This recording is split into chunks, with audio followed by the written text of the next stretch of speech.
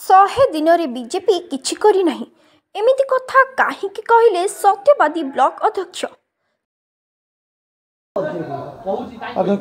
सत्यवादी सुनील कुमार पंडा निश्चित रूपे आपण देखिए विजु जनता दल सरकार बेले किभली भाव में सब कथा नियंत्रित थिला। वर्तमान ये जो कहते आम 100 दिन में कौन कर देखुना कौनटा कर 100 दिन भितर सुभद्रा योजना कर जो समस्त लोक हैरान किभली भाव में होती देखुए आप देखुं पनीपरिया रेट धरी विभिन्न कथा आप देखूँ आईन श्रृंखला परिस्थिति आज उजुड़ी बस भरतपुर केसटी आप देखो कौन भाव में आज माने जातीय स्तर आंतर्जातिक स्तर में कथा जा पहुँचला।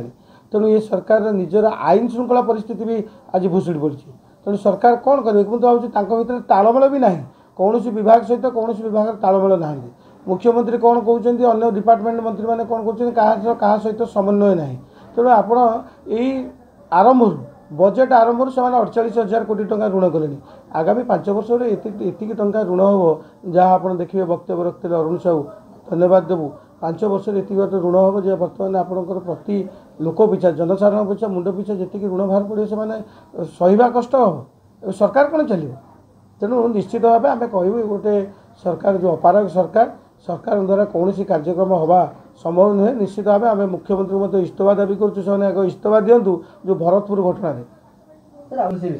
आज जो विधायक आज आसते आम उपस्थापन करुले डॉक्टर ना से आगुरी मत से कथा आपण कही रखुले एवं कहु डॉक्टर निश्चित भाव तो बहुत डॉक्टर है से आणुना डॉक्टर विधायक निजे सरकारी दल विधायक से निश्चित आने दरकार डाक्तर आने दरकार लोक मैंने चिकित्सा हवा दरकार।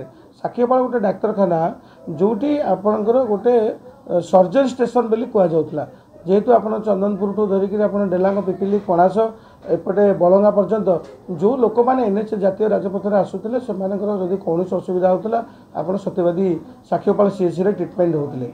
एबे देखो एवं साक्षीपाल सीएचसी पाखापाखि 1000 पाखापाखि लोक आउटडोर और इनडोर होगी पेसेंट होती तादर आप निजे देखिए जो मैंने एक्सीडेंट होती से बाहर ब्लॉक रू आसुच्च ठीक आप पिपिली देखो निमापड़ा डेलांग खाली से एक्सीडेंट नुह चेंडाल लोक ये आसुच्च देखापी। तो डाक्तखाना को सजाड़ी रखा दिया दरकार आम अल्ट्रासाउंड आनी टेक्नीशियन ना स्पेशलिस्ट ना तेज ये सब निहाती गुरुतर भाव ध्यान देवा दरकार। बीजेडी भितर कहीं भाट सृष्टि हो लोक मैंने सचेतनता जो मैंने समिति सभ्य और जो मैंने सरपंच अच्छा पंचायत समिति जो मैंने सदस्य मन को लेकिन आम मीटिंग डेवलपमेंट काम करार आम जिते समिति बैठक डाकबू से प्रति सरपंच प्रति समिति सभ्य जो मानकर गृह कथा उत्थापन करेंगे आम से सहित सुसंपर्क रक्षा करार अच्छे से कार्यक्रम को आम अग्राधिकार देवार अच्छे आम जो नदेबू ओबियसली से प्रत्याख्यान करेंगे। पंचायत समिति मेंबर मान विधायक रेगुलर कर निश्चित भाव सेमती जब करूँ कहीं आसले कौन पर आसले सेटा भी जानवा दरकार।